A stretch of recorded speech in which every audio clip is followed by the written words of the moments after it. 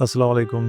ये वीडियो अरशद महमूद की लिखी हुई किताब तसव्वुर खुदा में मौजूद मज़ामीन में से पहले मज़मून पर मुश्तमिल है। तसव्वुर खुदा, क़दीम तहज़ीबें और तसव्वुर खुदा। किसी भी चीज़ के बारे में हकीकत पसंदाना राय तक पहुँचने के लिए उसके माख़ज़ यानी ओरिजिन की तरफ लौटना पड़ता है। यानी उसका मुताला किया जाता है कि उस चीज़ की अव्वल इब्तिदा कैसे हुई और वो किन इर्तिकाई मराहिल से गुज़र कर अपनी मौजूदा शक्ल व सूरत में हम तक पहुँची है। मालूम इंसानी तारीख़ से लेकर आज तक इंसानों की कोई ऐसी बस्ती नहीं मिली जहाँ माफ़ूकुल फ़ितरत हस्ती का तसव्वुर मौजूद ना रहा हो। मुख्तलिफ़ अदवार और मुख्तलिफ़ जोग्राफ़ियाई ख़ित्तों की सक़ाफ़तों में इंसान ने अपने शऊर और इल्मी सतह के मुताबिक खुदा के बेशुमार नज़री और मादी रूप तराशे। ये देखने के लिए कि इंसानी जहन में खुदा का तसव्वुर कब पैदा हुआ, खुद इंसान की उम्र का अंदाज़ा लगाना होगा। आफरीनश इंसान के इल्म या एंथ्रोपोलॉजी के मुताबिक काबिल इम्तियाज़ नीम इंसानी नस्ल 30 लाख साल पहले वजूद रखती थी, जो सीधा चलता था। हाथों की साख्त मुकम्मल तौर पर तरक्की पा चुकी थी। वो पत्थर के औजार इस्तेमाल करता था और खुराक का इंतज़ाम और ताम मिलकर किया करता था। अलबत्ता बेहतर तौर पर काबिल शनाख्त इंसान या होमो इरेक्टस 5 लाख साल पहले मिलता है, जब वो आग का इस्तेमाल सीख चुका था, कम्युनिटी बनाकर गारों में रहता था और आपस में यकसां ज़ुबान इस्तेमाल करता था। उसके दिमाग का साइज़ तकरीबन आज के इंसान के बराबर था। कदीम तरीन मजहबी ख़यालात के शवाहिद आसार कदीमा की खोज के मुताबिक इराक, चीन और यूरोप के कुछ हिस्सों में सिर्फ 1 लाख साल से लेकर 35,000 साल पहले तक मिलते हैं। इन कदीम तरीन इंसानों की एक किस्म को नियांडरतल कहा जाता है। उनके मकामात तदफीन से पता चलता है कि वो ऐसे मजहबी ख़यालात रखते थे जिनका ताल्लुक मौत से था, जिनसे ये शहादत मिलती है कि मौत को किसी अगली दुनिया में जाने की राह समझा जाता था, जो कि हमेशा से एक बुनियादी मजहबी अकीदा रहा है। पर इंसानी यानी होमो सेपियंस का आगाज़ हुआ। इस दौर को, जिसे पैलियोलिथिक पीरियड कहते हैं, बहुत से निस्वानी मुजस्समे मिलते हैं जिनसे एक ऐसी अजीम माँ का तस्वुर मिलता है जो तमाम ज़िंदगी का सरचश्मा है। इससे पता चलता है कि अव्वलीन ज़माने में ज़्यादातर निस्वानी तस्वुर खुदा यानी देवी ही पाया जाता था। साफ ज़ाहिर है इंसान का अपना तजुर्बा और मुशाहिदा था कि औरत ही पैदाइश का ज़रिया है। चुनांचे दुनिया की दीगर अशिया को पैदा करने वाली हस्ती भी निस्वानी ही होगी। हमारी ज़मीन पर आखिरी बर्फ़ानी दौर 11,000 साल क़ब्ल अज़ मसीह ख़त्म हुआ। 8,000 साल से 6,000 साल क़ब्ल अज़ मसीह में इंसान ने नियर ईस्ट में फसल उगाना सीख लिया और काश्तकारी का ये फ़न अगले कुछ हज़ार साल में यूरोप, एशिया और अफ्रीका के इलाकों में फैल गया। इस दौर को नियोलिथिक पीरियड कहते हैं। ज़राअत ने इंसानी ज़िंदगी और उनके मजहबी ख़यालात को भी बदल कर रख दिया। अब इंसान अपनी बस्तियां बसा सकता था, चुनांचे गांव, शहर और मुआशरती ज़िंदगी तश्कील पाने लगी। पेशों में तनाव पैदा हुआ, कुछ ज़राअत में मशगूल हो गए और कुछ सनत व हरफत और दीगर फ़नून को ईजाद करने लगे। तरक्की के इस मकाम पर फ़ुर्सत और ज़रूरत ने तहरीर को ईजाद किया, जिससे कब्ल अज़ तारीख़ का ज़माना ख़त्म हो गया। ये बात काबिल फ़हम है कि इस दौर के इंसान के मजहबी ख़यालात की ज़्यादातर दिलचस्पी मादर अर्ज़ या मदर अर्थ के साथ ही थी। शहरी तहज़ीब का आगाज़ 3,500 साल क़ब्ल अज़ मसीह शुरू हुआ और अजीम दरियाओं के किनारों पर शर्क़ ग़रीब, मिस्र, हिंदुस्तान और कुछ देर बाद चीन में तहज़ीबी आबाद होने लगीं।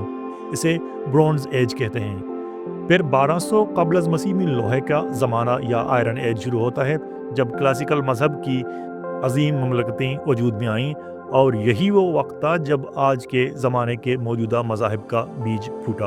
अब अगर मजमूई इंसानी तारीख़ को देखा जाए तो मौजूदा मज़ाहिब की उम्र इंसानी उम्र के मुकाबले में इंतहाई कलील नज़र आती है, और ये बिल्कुल एक हालिया वाक़या दिखाई देता है। गोया लाखों साल इंसान की ज़िंदगी या तो किसी भी तरह के मजहबी ख़यालात के बग़ैर गुजरी, या फिर उनका आज के मुनज़्ज़म मज़ाहिब के साथ कोई ताल्लुक़ ना था।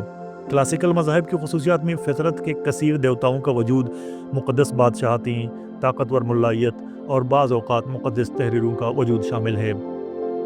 इस दौरान मजहबी मराकज़ यानी इबादतगाहें तामीर होने लगीं और लोग छोटी छोटी इबादतगाहों में पूजा करने लगे। कदीम मिस्र के गैर सामी लोग 3,000 साल क़ब्ल अज़ मसीह दर्जनों शहरी रियासतों में रहते थे।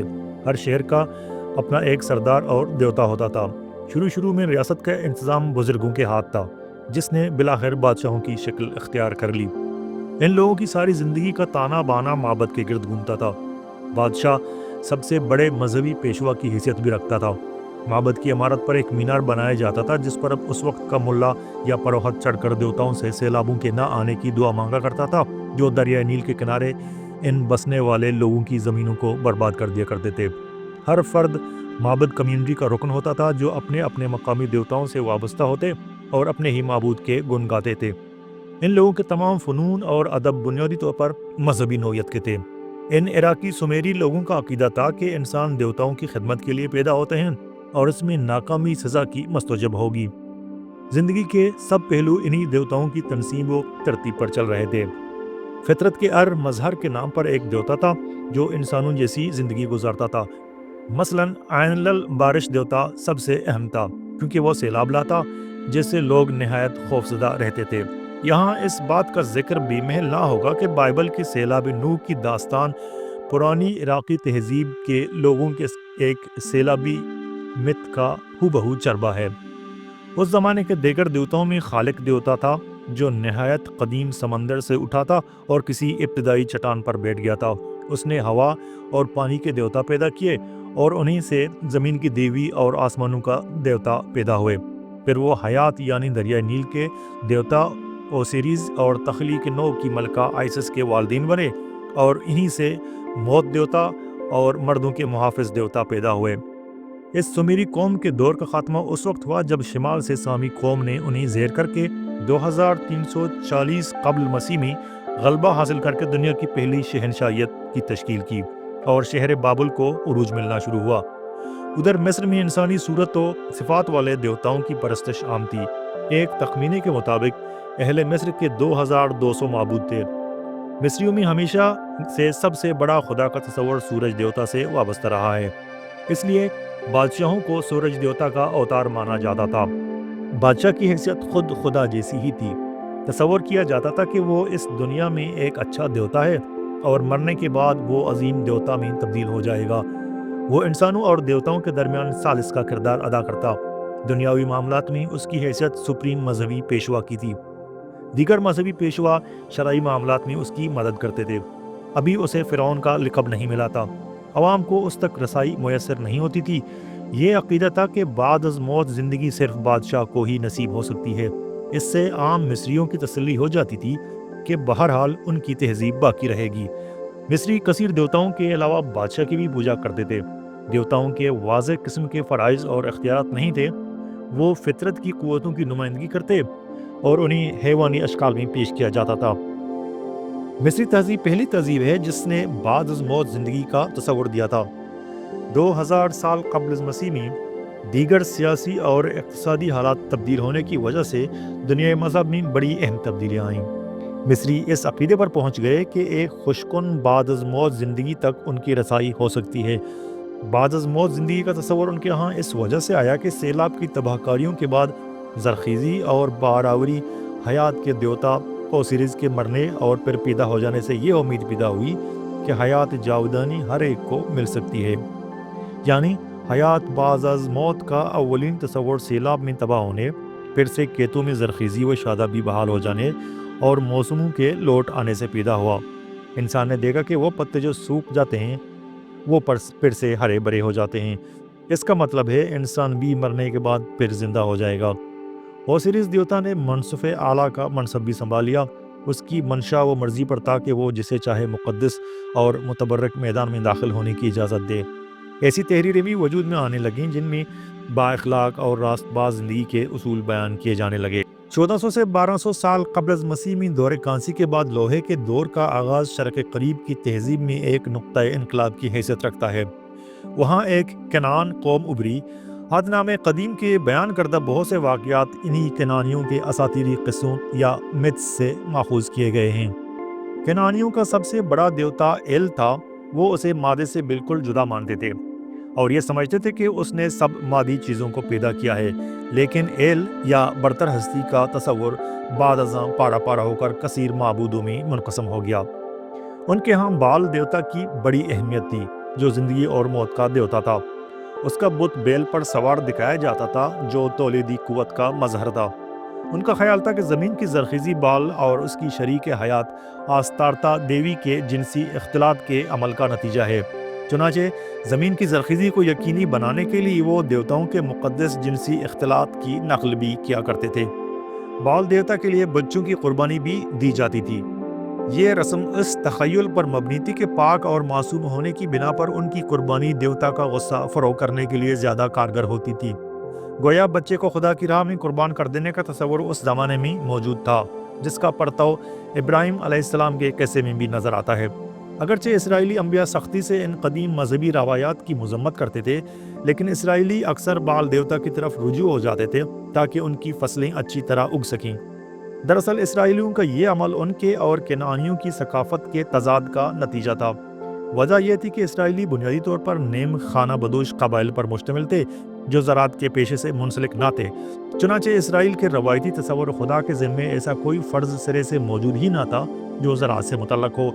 جب اسرائیلی فلسطین میں کنعانیوں کے ساتھ مل کر سکونت پذیر ہو گئے اور انہوں نے بھی زراعت پیشہ اختیار کر لیا، تو اسرائیلی اپنے اچھی فصلوں کے لیے زرخیزی کے دیوتا بال کی طرف رجوع کرنے پر مجبور ہو جاتے، چاہے ایسا کرنے سے ان کا نبی ناراض ہی کیوں نہ ہو جائے۔ ادھر جہاں آج کل عراق ہے، وہاں اس دور میں میسوپوٹیمیا کی تہذیب تھی۔ یہاں سیلاب مصر کے مقابلے میں زیادہ آیا کرتے تھے۔ کبھی قحط، کبھی سیلاب اور کبھی بیرونی قوموں کے حملوں نے زندگی کو بڑا غیر یقینی بنا رکھا تھا۔ چنانچہ یہیں پر انسانی تاریخ کی سب سے پہلی سیلاب عظیم کی کہانی ملتی ہے، جب دیوتاؤں نے سیلاب عظیم کے ذریعے انسانوں کو ختم کرنے کی کوشش کی۔ ظاہر ہے اس وقت ان کے علاقے میں آیا ہوا کوئی بہت ہی تباہ کن سیلاب انہیں ایسا ہی دکھائی دیا ہوگا جیسے ساری دنیا میں سیلاب آ گیا ہو۔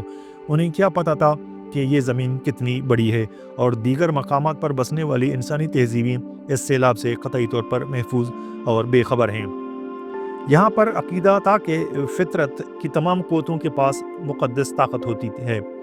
آسمان، طوفان، سورج، چاند، پانی، زمین اور دیگر سب مظاہر فطرت اپنی مرضی کے مالک ہیں، اور یہ سب مل کر اپنی اپنی کائناتی خدائی ریاستوں کی تشکیل کرتے ہیں، جن پر کائنات کے سب سے بڑے آسمان دیوتا انو کو برتری حاصل تھی، جو اپنے حکامات سے کائنات کے نظم و نسق کو چلاتا ہے۔ ان کے ہاں تقریباً 2000 دیوتاؤں کے نام ملتے ہیں۔ سب سے زیادہ مقبول عام آسمان کی دیوی تھی، جس کے فرائض میں جنگ، محبت اور زرخیزی کے معاملات شامل تھے۔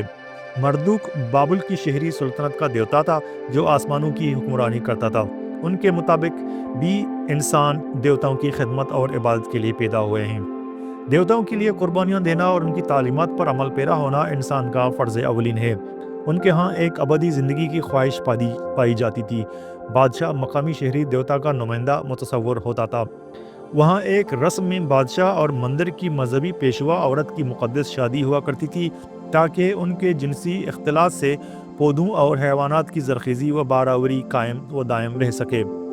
1750 قبل از مسیح میں بابل کے ایک بادشاہ حمورابی نے دعویٰ کیا تھا کہ اسے دیوتاؤں نے بلا کر کہا ہے کہ وہ زمین پر انصاف کرے، بدی اور بدمعاشی کا خاتمہ کرے تاکہ طاقتور کمزور کو کچل نہ سکے۔ گویا پیغمبری کا تصور بھی ابھرنے لگا تھا۔ وہ لوگ ابھی کسی انعام و اکرام کے ملنے کا تصور نہ رکھتے تھے۔ البتہ اس دنیا میں ایک اچھی اخلاقی زندگی گزارنے پر زور دیا جاتا تھا تاکہ دیوتاؤں کی خدمت کر کے انصاف اور سچائی پر مبنی معاشرہ تشکیل پا سکے۔ کلاسیکل مذہب کی تیسری مثال یونان کی ہے۔ یونان تہذیب نے مذہبہ، فلسفہ، آرٹ، ادب اور سیاست میں بڑے گہرے نقوش چھوڑے ہیں۔ یہاں پر دو بڑی شہری ریاستیں ایتھنز اور اسپارٹا کی ملتی ہیں۔ یہ 336 سے 500 قبل از مسیح کا واقعہ ہے۔ یہاں پر سائنس، فلسفہ، آرٹ، ادب اور سیاست کے علوم کو بڑا عروج حاصل ہوا۔ بعد ازاں یونان رومن امپائر میں شامل کر لیا گیا۔ یونانیوں کے ہاں مقدس کتاب تو نہیں ہوا کرتی تھی، البتہ ان کے ہاں دیوتاؤں کے ادبی پائے کے بڑے بڑے شاندار اساطیری قصے یا متس پائے جاتے تھے، جن سے ان کے تفہیم کائنات کے فلسفے کو سمجھنے میں مدد ملتی ہے۔ یونانی دیوتاؤں کی سب سے بڑی خوبی ان کا انسانوں جیسا ہونا تھا، لیکن وہ غیر فانی، طاقتور، کمال حسن کے حامل اور مصائب سے ماورا تھے۔ یونانی دیوتاؤں کو دو قسموں میں تقسیم کر دیا کرتے تھے۔ ایک اولمپین دیوتا تھے جو اولمپیا پہاڑ پر بیٹھ کر اپنی مکمل طاقت سے دنیا پر حکمرانی کرتے تھے، اور دوسرے زمینی دیوتا تھے جن کا تعلق زمین کی زرخیزی اور موت وغیرہ کے معاملات کو سنبھالنا تھا۔ اولمپین دیوتا 12 تھے۔ ان کا باپ زیوس دیوتا تھا، اس کی بیوی کا نام ہیرا تھا جو بچوں، شادی بیاہ اور عورتوں کے معاملات کی انچارج تھی۔ اپولو موسیقی، پیشگوئی اور تیر اندازی کا دیوتا تھا۔ دوسرے یونانی دیوتاؤں میں سمندری دیوتا کنواری دیوی ڈیانا عقل و بصیرت کی دیوی تھی، اس کے ذمہ جنگلی جانوروں کی رکھوالی بھی تھی۔ دیگر دیوتاؤں میں اجناس کی دیوی، جنگ کا دیوتا، حسن و محبت کی دیوی اور آگ دیوتا وغیرہ شامل تھے۔ یونانیوں کے عقائد کے مطابق معبود اکبر زیوس دیوتا نے انسانوں کو پیدا کیا اور وہ ان کے اچھے برے اعمال کا مشاہدہ کر رہا ہے۔ دیوتا انسانی زندگی میں مداخلت کرتے ہیں، وہ آپس کی لڑائیوں اور جنگ و جدل میں ملوث ہوتے۔ مختلف دیوتا ایک دوسرے کی حمایت میں گروہ بندی بھی کرتے تھے۔ انسان دیوتاؤں سے بہت دور بستے ہیں۔ تکبر سب سے بڑا گناہ تھا۔ عقیدہ تھا کہ دیوتاؤں نے انسانوں کو جو زندگی بخشی ہے اس کے لیے وہ عزت اور عبادت کے حقدار ہیں، اور انسانوں کو اعتدال اور انصاف کی زندگی گزارنی چاہیے۔ دیوتاؤں کی باجماعت عبادت میں ساری کمیونٹی کی فلاح مضمر سمجھی جاتی تھی، کیونکہ اس میں حکمران، سرکاری زعماء، معبودوں اور مزاروں کے پجاری عہدیداران شریک ہوا کرتے تھے۔ جانوروں اور دیگر خوراک کی قربانی پیش کی جاتی تھی جسے پجاری اور دیوتا کھایا کرتے تھے۔ یونان میں دیوتاؤں کے حوالے سے بڑے بڑے تہوار منائے جاتے تھے، چونکہ ان کے ہاں نہ صرف مناظر فطرت بلکہ ہر جذبہ و قوت بھی اپنا اپنا تشخص رکھتے تھے، لہٰذا کچھ معبودوں کا تعلق جنسی جذبات سے بھی تھا۔ انہی کی نسبت سے یونان کے سب سے بڑے تہوار ڈائنیشیا میں مردانہ زو کی مقدس مورتیوں کا جلوس نکالا جاتا تھا، اور تہوار کے دن مرد و زن کے لیے آزادانہ جنسی اختلاط کار ثواب سمجھا جاتا تھا۔ قدیم یونانیوں میں فلسفیانہ فکر کا ارتقاء انسانی تہذیب میں اہم ترین مقام کی حیثیت رکھتا ہے۔ جب فلاسفروں نے دیوتاؤں پر مبنی دیومالائی قصوں اور ان کے غیر اخلاقی حصوں پر سوال اٹھانا شروع کر دیے، انسانی سوچ کا ایک نیا دور شروع ہوا جس کی بنیاد مذہبی قصے نہیں، سیکولر عقلی بصیرت تھی۔ 470 سے 399 قبل از مسیح کی بات ہے جب سقراط نے ایتھنز کے لوگوں کو سکھایا کہ وہ ہر چیز کے بارے میں تنقیدی نقطہ نظر سے سوچا کریں۔ چنانچہ اسے مذہب کے خلاف بولنے اور نوجوانوں کو خراب کرنے کے جرم میں سزائے موت دے دی گئی۔ کتاب میں موجود بقیہ مضامین اگلے ویڈیو میں، تب تک کے لیے اللہ